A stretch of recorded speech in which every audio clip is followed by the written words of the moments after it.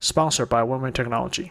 Take advantage of our end of summer promotion, offering a $30 off bundle discount on the whole test take-up panel controls through September 2021. Hello everyone, I hope you're all doing very well. It is the 12th of August 2021. We now have access in the F-16C to the CBU-105 WCMD Wind Corrected Munition Dispenser.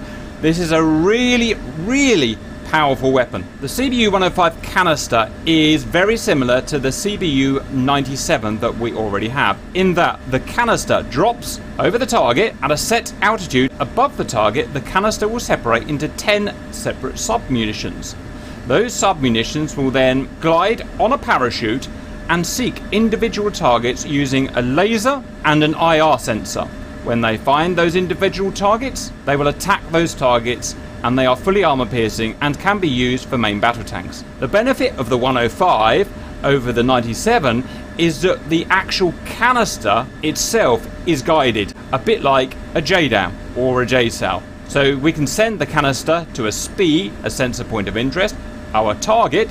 It will guide itself there and then separate above the target. We can have them on stations 3 and 7. Bombs, CBU-105 or a Bru 57 rack with 2 times. So total amount of 4 we can carry. We want to show everything that we can, so we're also going to take a T-pod.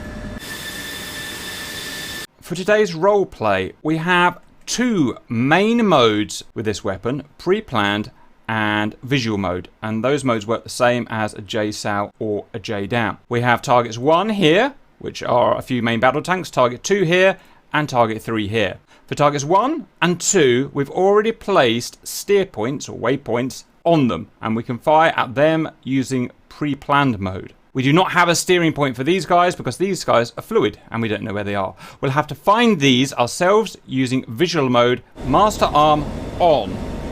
Air to ground. Over to the SMIS page. Here we can change the master modes between pre and VIS. Control sub page. Parameters.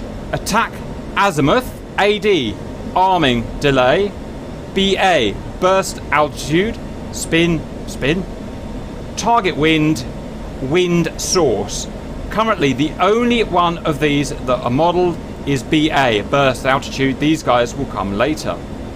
So, burst altitude, I can type in whatever I'm going to type in, but I've told for the time being just to leave it at 1500, seems to work best. Enter. Out of the control submenu, we have 4 times CBU 105s. Power on.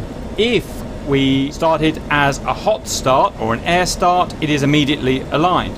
If we started from a cold start, the weapon has to align, and it goes through the usual 10 countdown until it gets to ready. So do not use the weapon until it's ready. We have station 3 selected. We can also select station 7. This guy here allows us to drop more than one CBU on a single SPI, but we'll show that in the visual mode. First, let's do the pre-mode. Next, we need to select a SPI from a steer point. We've actually already got steer point 1 selected, which is our first target, but let's just pretend that we didn't.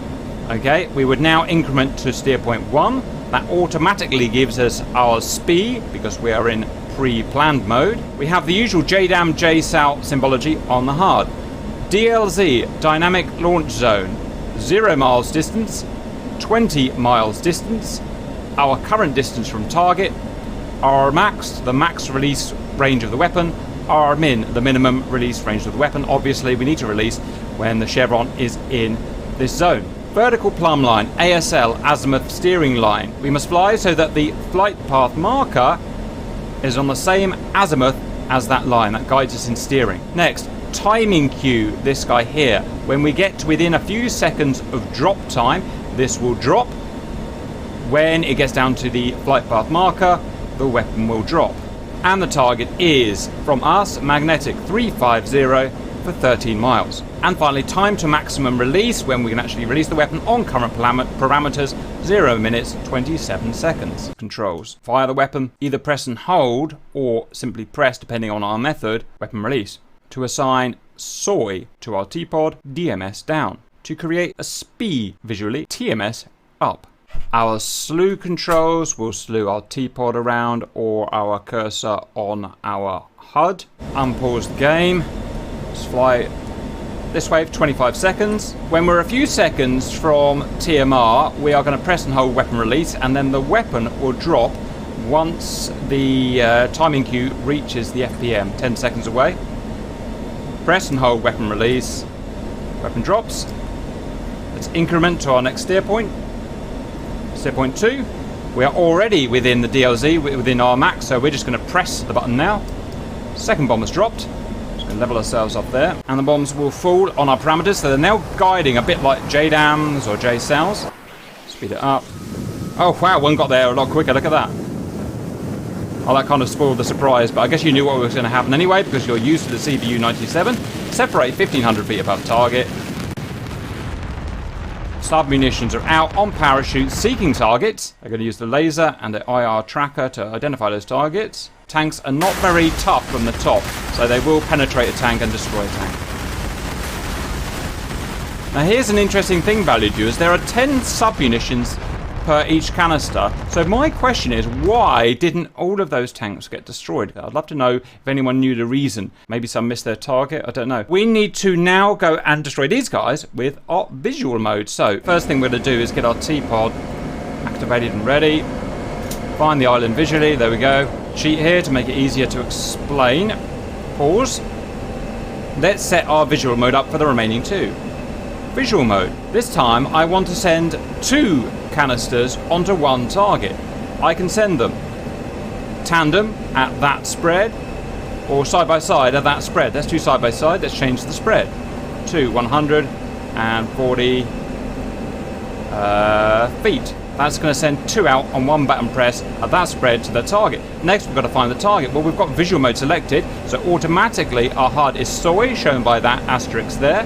We're now going to use our slew command to move on to a target. Well, I can see them there. I don't know if that comes through on the stream, but the target is there. Move it on there. Recreate a SPI with TMS forward. Ping, done. Double check with the T-pod. Make it soy with DMS aft. Zoom in with the RDR zoom in. And then we can use our slew commands now to better position the weapon. Let's say there would be ideal, right in the middle. Recreate another SPI with TMS forward. Remember, you can only have one SPI active at a time, so we're just taping over the previous SPI or target. SPI created, and that's it. We just do exactly the same thing, use the same HUD symbology. Unpause. Let's get within our max. 42 seconds TMR, time to maximum release. This guy down here, by the way, is TOT, time on target, when our aircraft at current parameters will be above the target or above the SPI. This time I'm going to just press it now. 2 weapons away, but this time we're going to have double the amount of sub-munitions on target. It should be interesting. Wonder if we'll get them all or not. And of course we've got twice as many targets, so they will kill moving targets.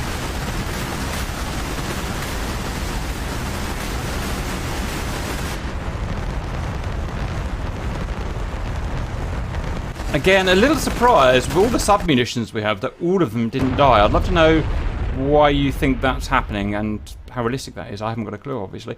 Anyway, that shows the new CBU-105 wind-corrected sub-munitions with the parameters that we have to play with at the moment, used in pre-planned and visual mode. I hope that was useful, and see you later.